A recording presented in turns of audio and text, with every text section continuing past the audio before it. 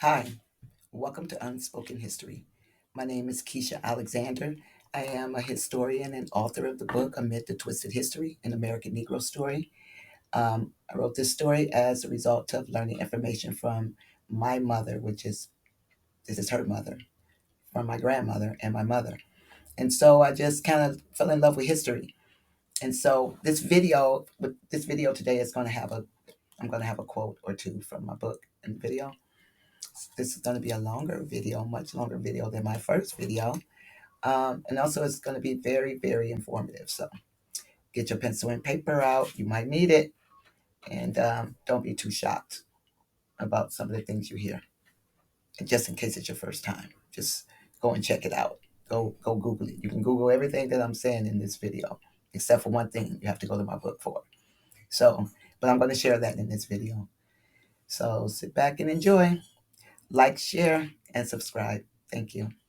Prior to the colonization of the Americas by European powers, there were earlier voyages that brought others to the Americas before Columbus and European colonization. The Kingdom of Morocco was the kingdom of the Moors. They controlled a large portion of Europe for over 700 years, moving throughout Europe, leaving evidence of their presence behind. Their presence begins to decline more with the rise of the Mongol Empire. These black Muslims were also sailors, who sailed between America and Europe throughout those 700 years. You can't be indigenous to America and at the same time be from Africa. The subject of the Moors and their presence in America will be in a later video. There is an 1827 publication that states that the Mongols invaded the Americas in the 12th century, which is the 1300s. During the 1300s in Eurasia, the Moors were at war with the Christian power structure. By this time, they were losing their hold on their kingdoms. The late 1300s, Genghis Khan and his Mongol horde, as many like to call them, they were moving across Eurasia, conquering all in its path. Therefore, the Moors were losing their hold at the time that the Mongol Empire was rising. Historical research on the conquest of Peru, Mexico, Bogota, Natchez, and Talamico in the 13th century by the Mongols. By John Ranking. What was the Mongol MP? The Mongol Empire was the largest land empire in history. It originated in present-day Mongolia in East Asia and at its height stretched from the Sea of Japan to parts of Eastern Europe, extending northward into parts of the Arctic, eastward and southward into parts of the Indian subcontinent, attempted invasions of Southeast Asia, and conquered the Iranian plateau, and westward, as far as the Levant and the Carpathian Mountains. The empire was led by Genghis Khan and his descendants, who conquered huge chunks of Central Asia and China and advanced to such far-off places as Poland, Vietnam, Syria, Korea, much of modern-day Europe, and apparently America. Without Temujin, the man who became Genghis Khan, the Mongol Empire would not have occurred. Genghis Khan was a strong, charismatic, disciplined military genius who gathered all the Mongol and Turkic tribes of Mongolia under his command through political alliances and conquest. He made every man a warrior through constant military training. Then he led this army in an unending war of conquest across the entire land mass of Eurasia from the Pacific Ocean to the Mediterranean Sea. Genghis Khan built the largest empire in the history of the world and did most of that during his lifetime. On the 6th page of the introduction to the research on the wars and sports of the Mongols and Romans, the writer hinted at having met with some indications of a connection between Asia and America long before the discovery of the New World by Columbus. From that time, he has kept this object in view, and such has been the success of his further inquiries that he now ventures confidently to affirm that Peru, Mexico, and other countries in America were conquered by the Mongols, accompanied with elephants, in the 13th century. The slow attainment of knowledge appears truly surprising when we contemplate that, according to the literature of the most enlightened portion of mankind, the Earth is presumed to have been created 58 centuries ago, and that 35 of them, including the event of the deluge, elapsed without our possessing any European profane history, that of Herodotus being written in the 5th century before Christ. No land of any importance was known to the Greeks or Romans west of the shores of Africa. None was discovered by them on the east, beyond the longitude of 120 degrees from Greenwich, at the most. Marco Polo in the 13th century extended our knowledge to Japan, and no other discovery, except the Azores, was made till the year 1492. Thus, for 55 centuries, we were ignorant of 180 degrees of the longitude of the equator. The modern-day Native American, some of whom are of Eurasian descent, they were here before colonization as a result of the previous invasion by the Mongol Empire. You can read the publication online at archive.org. What was he conquering if there was nothing and nobody here? According to our school history books, this publication stated that the Mongol language and culture is almost identical to the Inca in Southern America. America was full of people, not the pristine land without many people as we are taught. An article written about America by researchers at the University of Wisconsin. Pristine Myth: The Landscape of Americas in 1492 by William M. Delavan from the Department of Geography, University of Wisconsin, in Madison, Wisconsin. 1992. The myth persists that in 1492, the Americas were a sparsely populated wilderness, a world of barely perceptible disturbance. There is substantial evidence, however, that is the native landscape of early 16th century, that being the early 1500s, was a humanized landscape almost everywhere. Populations were large, forest compositions had been modified, grasslands had been created, wildlife disrupted, and erosion was severe in places. Earthworks, roads, fields, and settlements were ubiquitous, which means that they were everywhere across America. Every major city that exists today existed before the arrival of European Christians for the colonization of the Americas. The pristine view is to a large extent an invention of 19th-century Romanticist and primitive writers such as W.H. Hudson, Copper, Longfellow, and Parkman, and painters such as Catlin and Church. The wilderness image has since become part of the American heritage, associated with the heroic pioneer past in need of preservation. The pristine myth view was restated clearly in 1950 by John Bakeless in his book, The Eyes of Discovery. He states there were not really many of these red men. The land seems empty to the invaders who come from settled Europe. The size of the native population at contact is critical to our argument. The prevailing position, a recent one, is that the Americas were well populated rather than relatively empty land in 1492, as we are told. Quote from the article, a good argument can be made that the human presence was less visible in 1750 than in 1492. According to the words of Bartolomé de las Casas, who knew the inns well, all that has been discovered up to the years 1549 is full of people, like a hive of bees, so that it seems as though God had placed all, or the greater part of the entire human race in these countries. Las Casas. What happened to all of these people? Were they all killed? That is one story. Or, did they all die from disease? Were they deported to other places around the world? Or was it a combination of the three? When we add slavery of the American Indian to the list, it becomes a combination of all four of these things brought about the decline of the population of America. At the onset of American colonization in 1490, too many Europeans came to America on a demarcation bull, granting Spain possession of the New World, May 4, 1493, Pope Alexander VI's demarcation bull, May 4, 1493. Gilder Lehrman Collection. The papal bull in Turkey Terra, issued by Pope Alexander VI on May 4, 1493, played a central role in the Spanish conquest of the New World. The document supported Spain's strategy to ensure its exclusive right to the lands discovered by Columbus the previous year.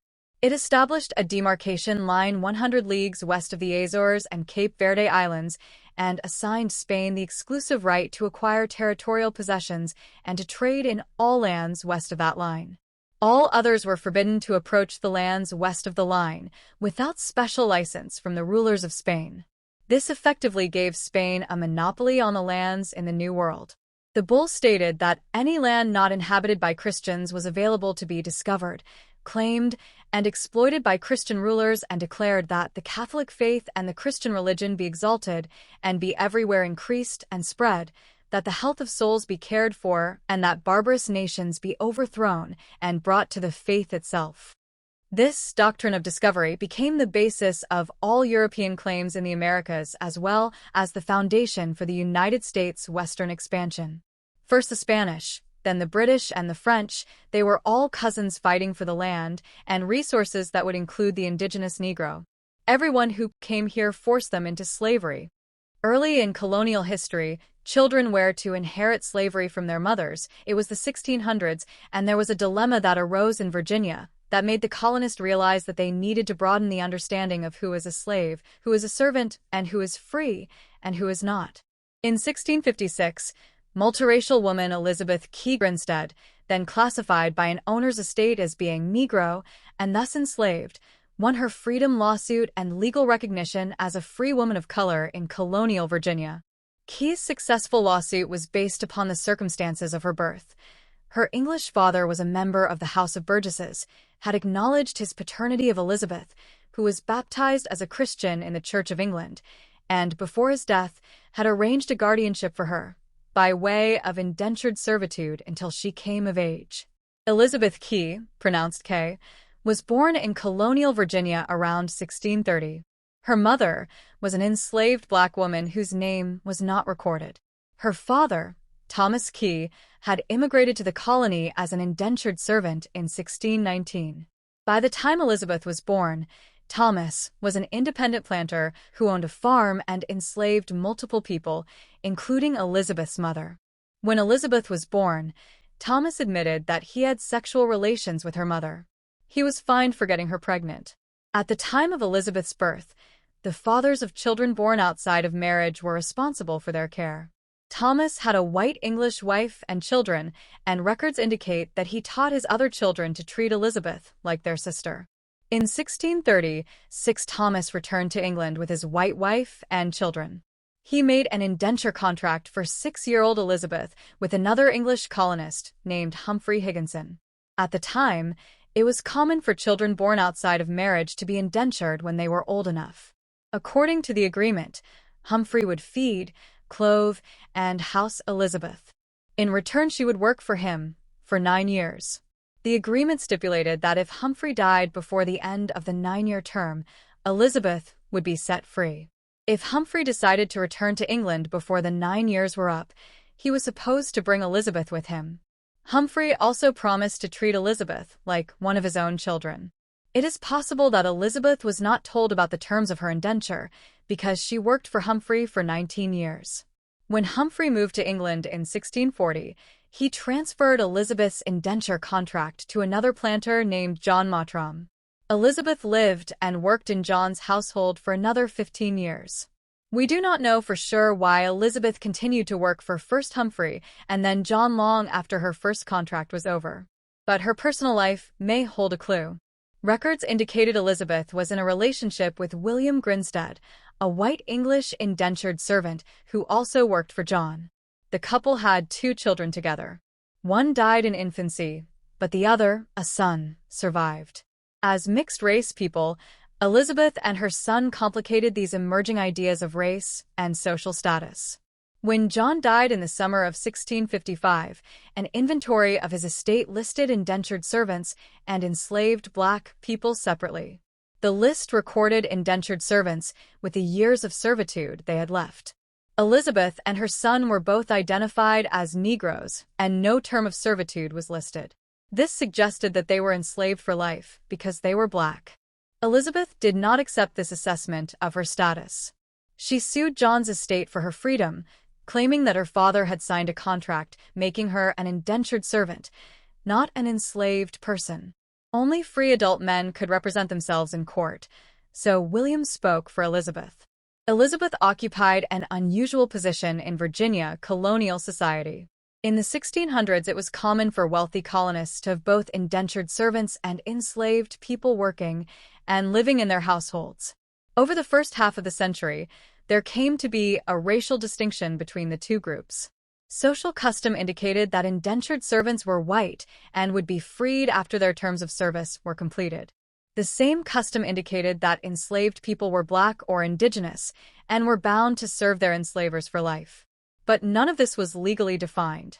It was a de facto law that colonists could use to enslave anyone looking too much like a Negro, who did not have papers of their freedom and who did not know the law of the colonies.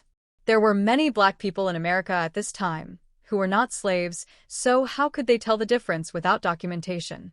Elizabeth had proof. She knew the law and what her rights were in the colonies. On January 20th, 1656, a jury concluded that Elizabeth was a free woman. But John's estate appealed the verdict. 2 months later, the quarter court decided she would remain in service because they believed her race meant she had always been enslaved. Elizabeth and William took her case directly to the Virginia General Assembly, the governing body of the entire colony. She stated that according to English common law, the daughter of a free man was born free. She also pointed out that her father had her baptized as a baby, and it was illegal to enslave Christians. The General Assembly ruled in Elizabeth's favor. They also recommended that Elizabeth should be paid for the additional years she spent in service after her 9-year contract ended. The court followed the General Assembly's recommendation and granted Elizabeth her freedom. They ordered John's estate to pay her the allowance of corn and clothing that indentured servants, typically compensation for the additional years she served beyond her contract, after received when they completed their service contracts. They also agreed she should receive securing her freedom. Elizabeth officially declared her intent to marry William. They had 2 more children together, a son and a daughter. Limited recorded information is available about the family, but records indicated both children died by 1667. Elizabeth won her case, but she may have prompted the General Assembly to reconsider the status of the children of white male enslavers and black women.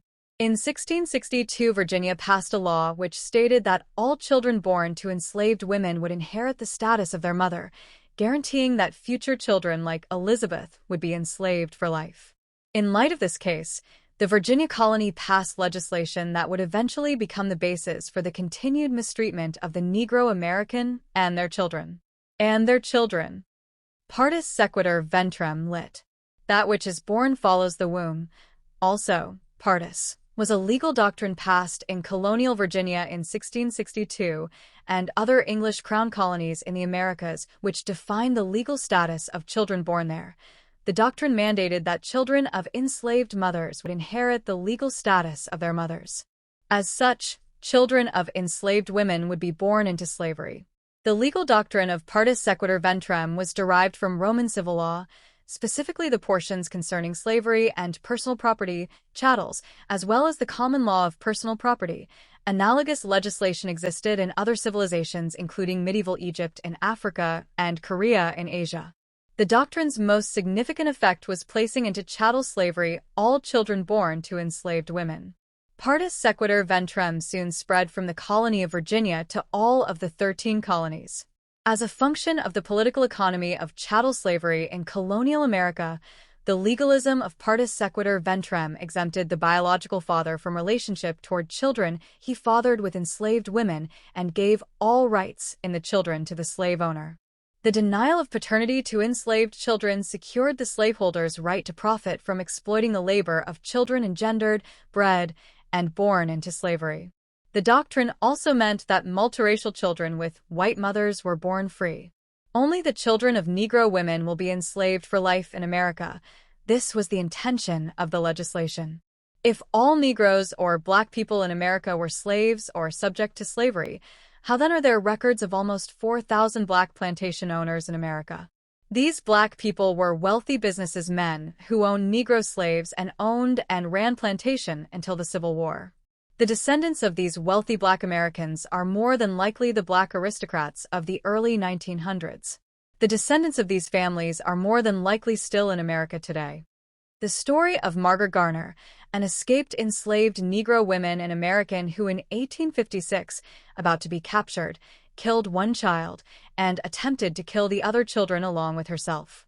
Mary wanted to ensure she and her children would not return to slavery.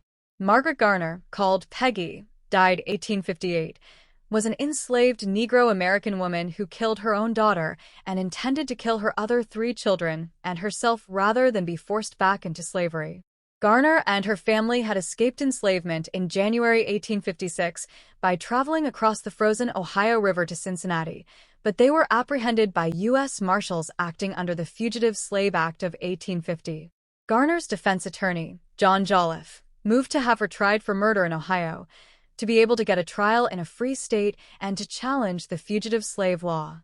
Garner, described as a mulatto, was born a house slave to the Gaines family of Maplewood Plantation, Boone County, Kentucky.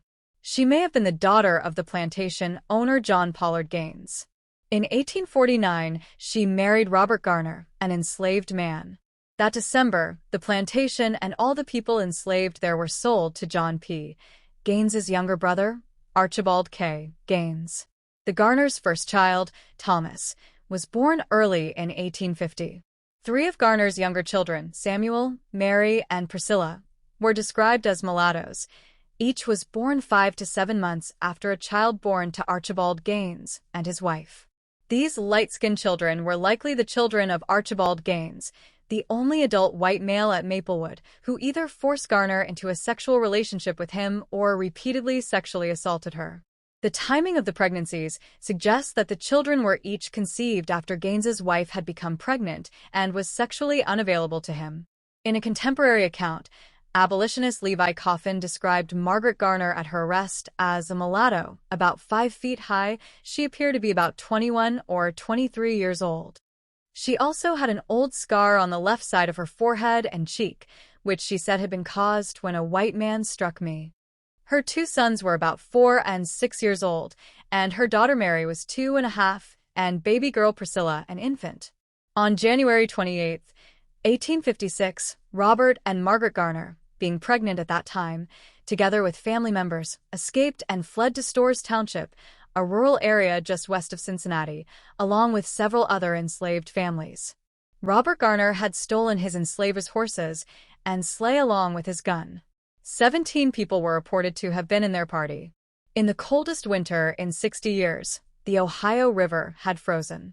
At daybreak, the group crossed the ice in Boone County, Kentucky, just west of Covington, and escaped to Storrs Township before dividing to avoid detection. The Garners and their 4 children, with Robert's father Simon and his wife Mary, made their way to the home of Margaret's uncle Joe Kite, who had himself been formerly enslaved, and who lived along Mill Creek below Cincinnati. The other 9 people in their party reached safe houses in Cincinnati and eventually escaped via the Underground Railroad to Canada. Kite went to the abolitionist Levi Coffin for advice on how to get the group to safety. Coffin agreed to help them escape the city and told Kite to take the Garner group further west of the city, where many free black people lived, and to wait until night. Slave catchers and U.S. Marshals found the Garners barricaded inside Kite's house before he returned. They surrounded the property and then stormed the house. Robert Garner fired several shots and wounded at least 1 deputy marshal. Margaret killed her 2-year-old daughter Mary with a butcher's knife rather than see the child returned to slavery. She had wounded her other children, preparing to kill them and herself, when she was subdued by the posse. The entire group was taken to jail. The subsequent trial lasted for 2 weeks, after which the judge deliberated another 2 weeks. It was the longest and most complicated case of its kind. A typical fugitive slave hearing would have lasted less than a day. The core issue was whether the Garners would be tried as person and charged with the murder of their daughter, or tried as property under the fugitive slave law. The defense attorney argued that Ohio's right to protect its citizens should take precedence. The slave catchers and owner argued for the precedence of federal law over the state. She becomes a whole person so that she can be convicted of a crime, however, not a person when it comes to her rights as a person. The defense attempted to prove that Margaret Garner had been liberated under a former law covering slaves taken into free states for other work. Her attorney proposed that she be charged with murder so that the case would be tried in a free state, understanding that the governor would later pardon her. The prosecuting attorney argued that the federal fugitive slave law took precedence over state murder charges. Over 1,000 people turned out each day to watch the proceedings, lining the streets outside the courthouse. 500 men were deputized to maintain order in the town. The presiding judge, Pendery, ruled that federal fugitive warrants had supervening authority. Defense attorney John Jolliffe then tried a strategy of arguing that the Fugitive Slave Act violated the guarantee of religious freedom by compelling citizens to participate in evil by returning slaves. Pendery rejected this argument. On the closing day of the trial, the anti-slavery activist Lucy Stone took the stand to defend her earlier conversations with Margaret, the prosecution had complained. She spoke about the interracial sexual relationship that underlay part of the case. Recalling to everyone's memory the faces of Margaret's children and of A.K. Gaines, Stone told the packed courtroom, "The faded faces of the Negro children tell too plainly to what degradation the female slaves submit. Rather than give her daughter to that life, she killed her. If in her deep maternal love she felt the impulse to send her child back to God, to save them from coming woe, who shall say she had no right not to do so?" Margaret Garner's actions were driven by her master's abuse and the well-known abuse slaves faced nationwide. Women were known to commit infanticide to alleviate the burden of slavery from their children. However, in Garner's case, her children faced even more oppression due to their being mulattoes. Mulattoes were seen as a threat as well as a disgrace among the plantation and white families because the birth of mulatto children highlighted infidelity within the slave-owning families. They reminded the family of a perceived sin and were often beaten or sold. Garner underwent drastic measures to protect her children from the cruelty of the institution of slavery. Margaret Garner was not immediately tried for murder, but was forced to return to a slave state along with Robert and their youngest child, a daughter of about 9 months old.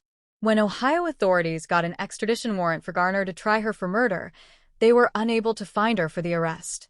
Archibald K. Gaines, her enslaver, kept moving her between cities in Kentucky. Ohio officials missed finding Margaret in Covington by a few hours, missed apprehending her again in Frankfort, and finally caught up with her enslaver in Louisville, only to discover that he had put the enslaved people on a boat headed for his brother's plantation in Arkansas. The Liberator reported that, on March 6, 1856, the steamboat Henry Louis, on which the Garners were being transported, began to sink after colliding with another boat. Margaret Garner and her baby daughter were either thrown overboard during the collision or, according to an alternate account, Garner deliberately jumped overboard after tossing her baby into the river. The baby drowned. It was reported that Margaret expressed frantic joy that her baby had died and that she had tried to drown herself. She and Robert were kept in Arkansas only a short time before being sent to Gaines' family friends in New Orleans as a household servant. The Garners then disappeared from sight. In 1870, a reporter from the Cincinnati Chronicle found Robert Garner and gathered more about his life. Robert and Margaret Garner had worked in New Orleans and in 1857 were sold to Judge DeWitt Clinton Bonham for plantation labor at Tennessee Landing, Mississippi. Robert said Margaret had died in 1858 of typhoid fever, in an epidemic in the valley. He said that before she died, Margaret urged him to never marry again in slavery, but to live in hope of freedom. The Negro against the world. All black people are not the same people, neither are all white people the same the people. People are not separated by color, they are separated by the gods or God that they serve. This has always been the case throughout history. The life of indentured servants and the protections they had, whether they were white or black, they had the same rights. I keep stressing that all black people are not treated the same in America. They never have been. Until the late 18th century, indentured servitude was common in British America. It was often a way for Europeans to migrate to the American colonies. They signed an indenture in return for a costly passage. However, the system was also used to exploit many of them, as well as Asians, mostly from India and China, who wanted to migrate to the New World. These Asian people were used mainly to construct roads and railway systems. After their indenture expired, the immigrants were free to work for themselves or another employer. At least one economist has suggested that indentured servitude was an economic arrangement designed to iron out imperfections in the capital market. In some cases, the indenture was made with a ship's master, who sold the indenture to an employer in the colonies. Most indentured servants worked as farm laborers or domestic servants, although some were apprenticed to craftsmen. The terms of an indenture were not always enforced by American courts, although runaways were usually sought out and returned to their employer. Between 1/2 and 2/3 of European immigrants to the American colonies between the 1630s and the American Revolution came under indentures. Indentured people were numerically important mostly in the region from Virginia north to New Jersey. Other colonies saw far fewer of them. The total number of European immigrants to all 13 colonies before 1775 was about 500,000. Of these, 55,000 were involuntary prisoners. Of the 450,000 or so European arrivals who came voluntarily, Tomlins estimates that 48% were indentured. About 75% of these were under the age of 25. The age of adulthood for men was 24 years, not 21. Those over 24 generally came on contracts lasting about 3 years. Regarding the children who came, Gary Nash reports that many of the servants were nephews, nieces, cousins, and children of friends of emigrating Englishmen, who paid their passage in return for their labor once in America. Several instances of kidnapping for transportation to the Americas are recorded, such as that of Peter Williamson, 1730 to 1799. Historian Richard Hofstadter pointed out that, although efforts were made to regulate or check their activities, and they diminished in importance in the 18th century, it remains true that a certain small part of the European colonial population of America was brought by force, and a much larger portion came in response to deceit and misrepresentation on the part of the spirits, recruiting agents. One spirit, named William Thien, was known to have spirited away 840 people from Britain to the colonies in a single year.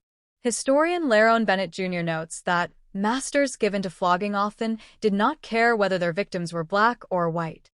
Also, during the 18th and early 19th centuries, children from the UK were often kidnapped and sold into indentured labor in the American and Caribbean colonies, often without any indentures. More than likely, these were poor Negro or black children who could be enslaved for life. Indentured servants were frequently subject to physical punishment and did not receive legal favor from the courts. Female indentured servants in particular might be raped and/or sexually abused by their masters. If children were produced, the labor would be extended by 2 years. Cases of successful prosecution for these crimes were very uncommon, as indentured servants were unlikely to have access to a magistrate, and social pressure to avoid such brutality could vary by geography and cultural norm. The situation was particularly difficult for indentured women, because in both low social class and gender, they were believed to be particularly prone to vice. Getting legal help was almost impossible for poor whites and black indentured servants. After the War for Independence, which is the American Revolutionary War, the amount of indentured servants declined in the colonies. I believe that it was because promises were made by both sides, the Americans and the British, to indentured servants and Negro slaves, that if they would fight for their side, they would be given freedom. The American and British governments passed several laws that helped foster the decline of indentures. The UK Parliament's Passenger Vessel Service Act 1803 regulated travel conditions aboard ships to make transportation more expensive and to hinder landlords' tenants seeking a better life. An American law passed in 1833 abolished the imprisonment of debtors, which made prosecuting runaway servants more difficult, increasing the risk of indenture contract purchases.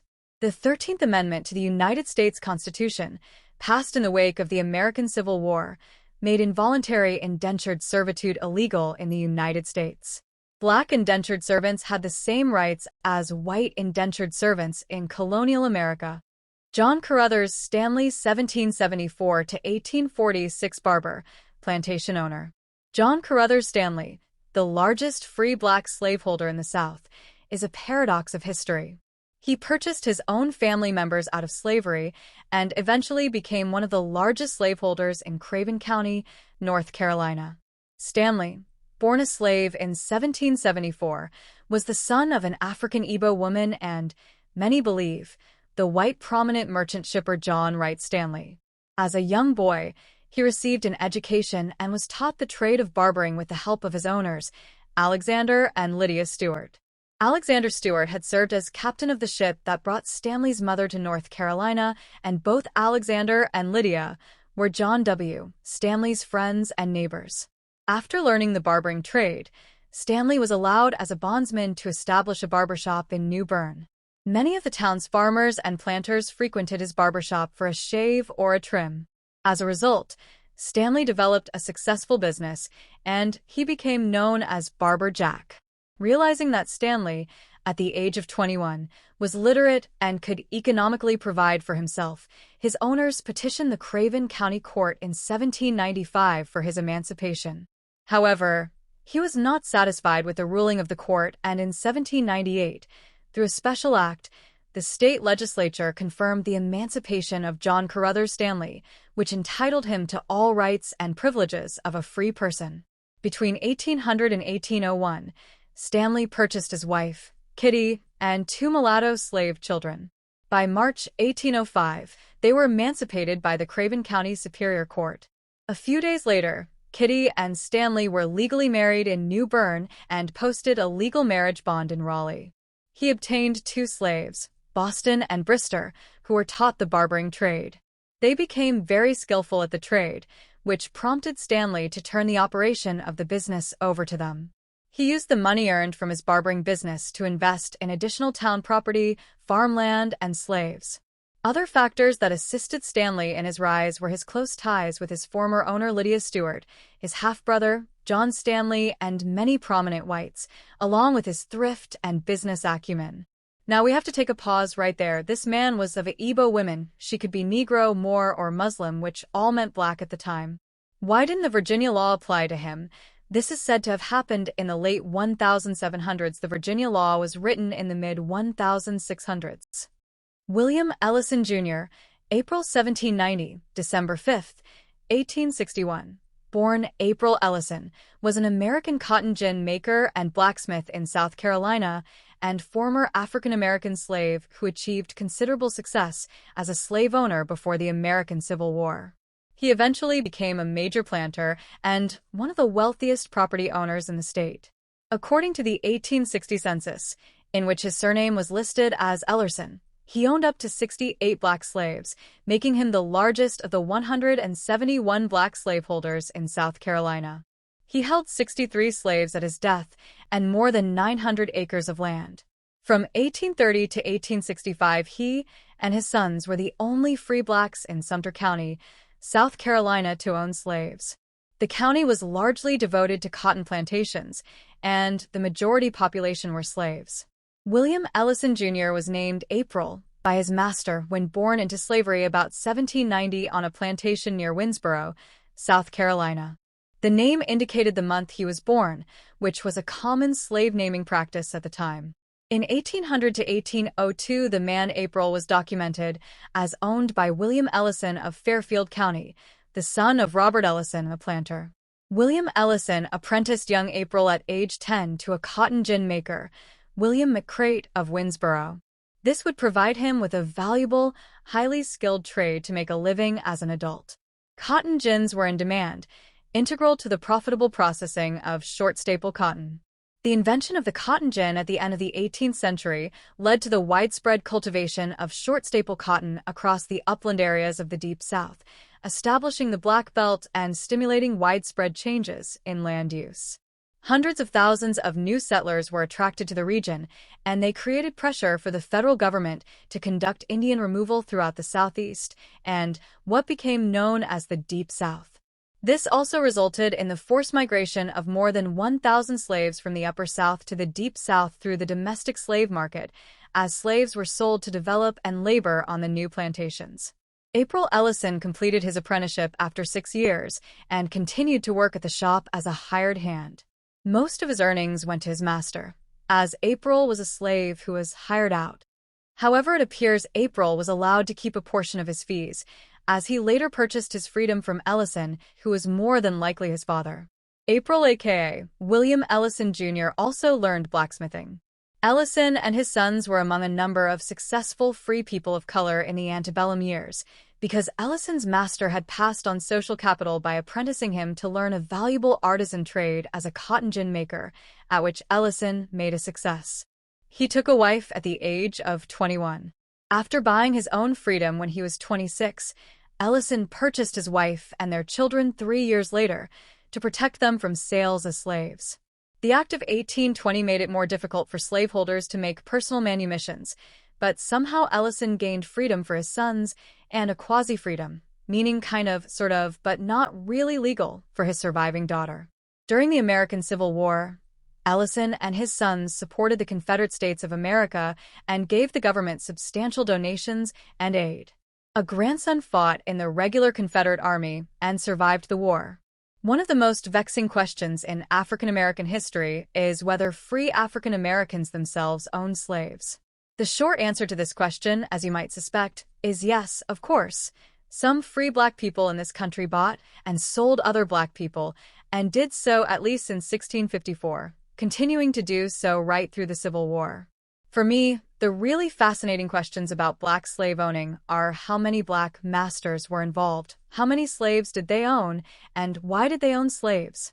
The answers to these questions are complex, and historians have been arguing for some time over whether free blacks purchased family members as slaves in order to protect them, motivated, on the one hand, by benevolence and philanthropy, as historian Carter G. Woodson put it, or whether, on the other hand, they purchased other black people as an act of exploitation, primarily to exploit their free labor for profit, just as white slave owners did. The evidence shows that, unfortunately, both things are true. The great African-American historian, John Hope Franklin, states this clearly. The majority of Negro owners of slaves had some personal interest in their property. But, he admits, there were instances, however, in which free Negroes had a real economic interest in the institution of slavery and held slaves in order to improve their economic status. Describing every one black person in America as Negroes is a misnomer, and why it is so important to know American history in order to understand what is happening in our country today. In a fascinating essay reviewing this controversy, R. Halliburton shows that free black people have owned slaves in each of the 13 original states and later in every state that countenance slavery, at least since Anthony Johnson and his wife Mary went to court in Virginia in 1654 to obtain the services of their indentured servant, a black man, John Castor, for life. And for a time, free black people could even own the services of white indentured servants in Virginia as well. Free blacks owned slaves in Boston by 1724 and in Connecticut by 1783. By 1790, 48 black people in Maryland owned 143 slaves. The Negro slave could not trust anyone to help them out of their situation, even if that person also looked like them. Nat Butler, a black, Negro, or African American, whichever is preferred, of Aberdeen, Maryland, specialized in turning high hopes to abject misery. He was known to help runaways, providing them with a hiding place while they waited to escape to the north. The runaway slaves believed that he wanted to help them. At the same time, Butler was posing as a slave catcher. He would offer to resell the runaways to their original owners. If the price offered was too low, Butler would sell the slaves to a third party for a neat profit. John Kacer. In the 1640s, John Kacer was brought from Africa to America, where he toiled as a servant for a Virginia landowner. In 1654, Kacer filed a complaint in Northampton County Court, claiming that his master, Anthony Johnson, had unjustly extended the terms of his indenture with the intention of keeping Kacer his slave for life. Johnson, insisting he knew nothing of any indenture, fought hard to retain what he regarded as his personal property. After much wrangling, on March 8, 1655, the court ruled that the said J.N.O. Kacer Negro shall forthwith be returned unto the service of his master Anthony Johnson, consigning him to a lifetime of bondage.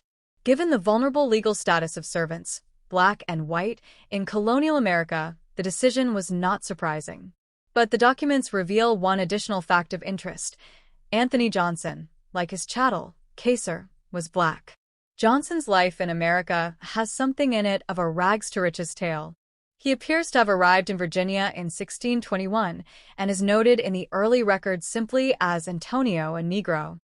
Though the general muster rolls of 1625 list his occupation as servant, 25 years later, he had somehow accumulated a respectable surname and 250 acres of land on Virginia's eastern shore. Surviving both a fire that damaged their plantation and the protracted legal tiff with Kacer, Anthony and his wife, Mary, moved to the eastern shore of Maryland in the early 1660s, their contentious slave in tow. In 1666, Johnson leased a lot of 300 acres, on which the prosperous landowner remained until his death. As for Kacer, he stayed on as a servant, witnessing Mary Johnson's will of 1672 and registering his own livestock brand in the same year, apparently something of a colonial success story himself. By the early 18th century, the Johnson family had disappeared from the historical record. But in the 150 years that followed, many other black slave owners imitated Johnson's example, and for a variety of reasons. According to 1830 U.S. Census records, 3,775 free blacks, living mostly in the South, owned a total of 12,760 slaves. Some in Louisiana and South Carolina held as many as 70 or 80. Nor was the South the only region to know black slave owners. Their presence was recorded in Boston by 1724 and in Connecticut by 1783. As late as 1830, some blacks still owned slaves in Rhode Island, Connecticut, Illinois, New Jersey, and New York, as well as in the border states and the District of Columbia. Often indentured servants, blacks and whites would serve their indenture and then become wealthy in colonial America. Negro slaves could not. But how could anyone tell the difference? They were all the same shades of browns. Therefore, how could they tell? The telling was in the language's culture, which includes their style of dress and their traditional food.